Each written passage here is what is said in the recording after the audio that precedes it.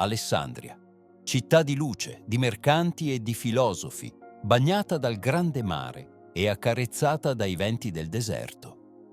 Chi nacque Atanasio, figlio di quella terra antica dove le piramidi toccano il cielo e i pensieri degli uomini cercano l'eterno. Era ancora piccolo quando, giocando con i suoi amici sulla spiaggia, mimava con innocente serietà il rito del battesimo.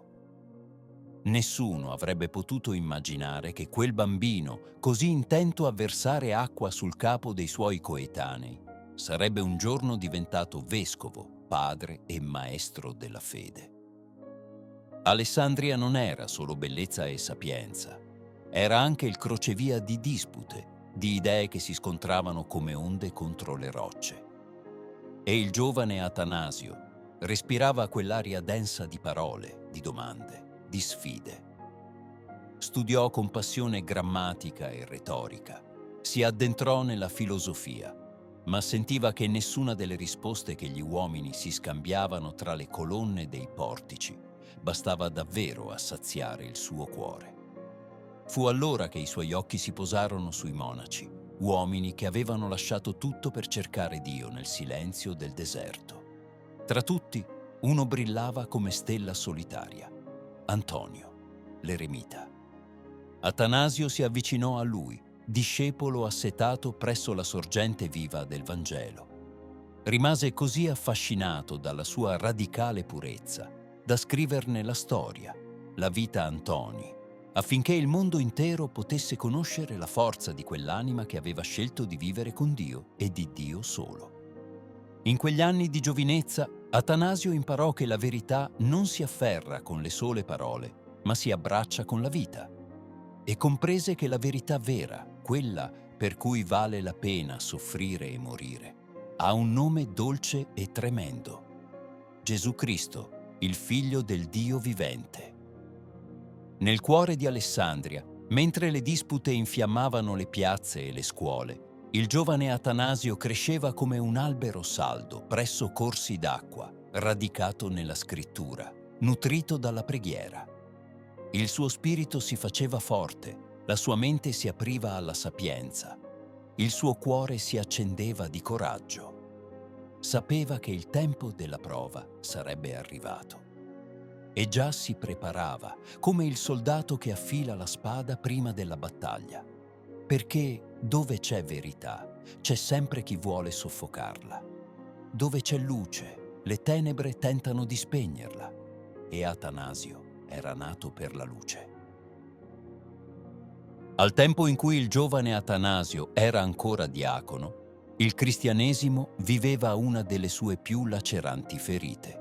Dall'interno della Chiesa si alzava una voce ingannevole, sottile come un sussurro velenoso. Era la voce di Ario, il presbitero che negava la divinità del Figlio, osando dire che Cristo non era Dio, ma solo la più alta delle creature.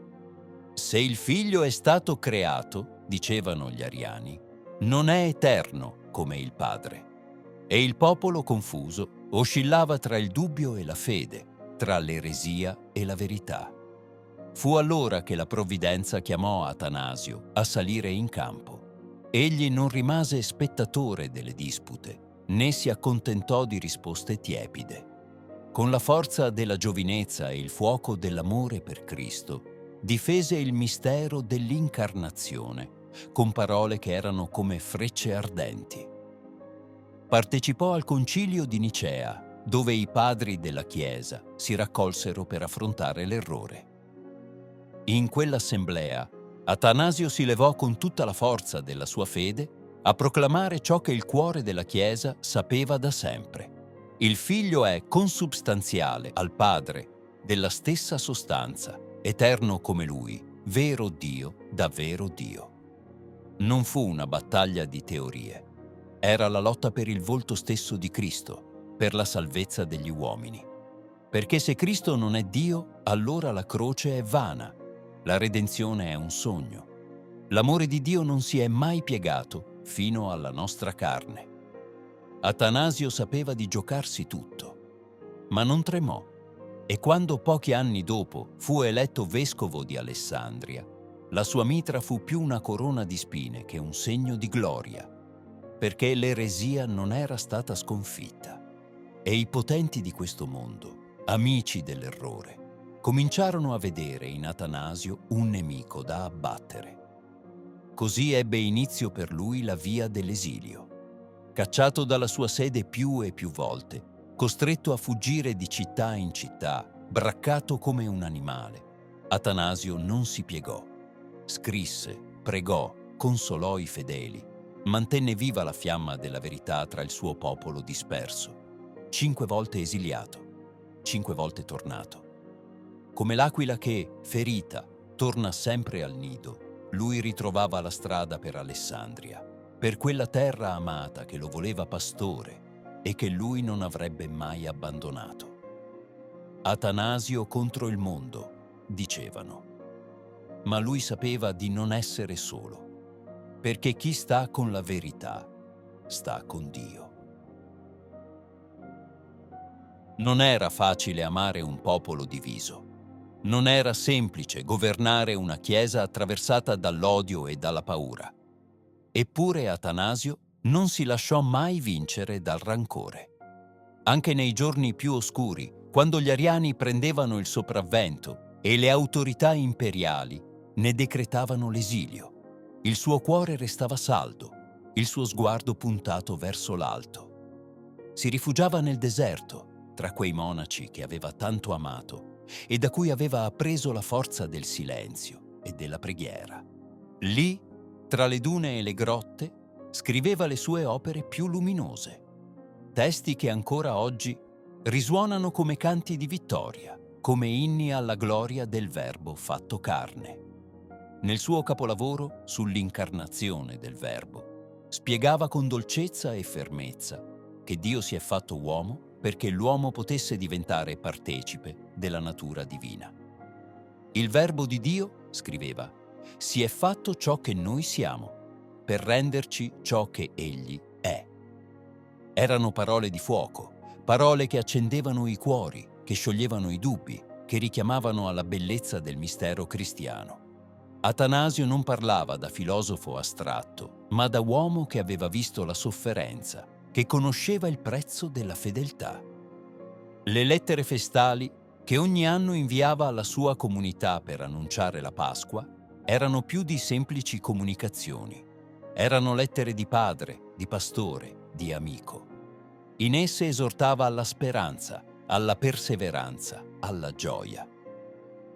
Nonostante le persecuzioni, nonostante le cospirazioni, Atanasio non si chiuse mai nella difesa di se stesso. Continuava a guidare la sua gente, a testimoniare con la vita ciò che predicava con la parola.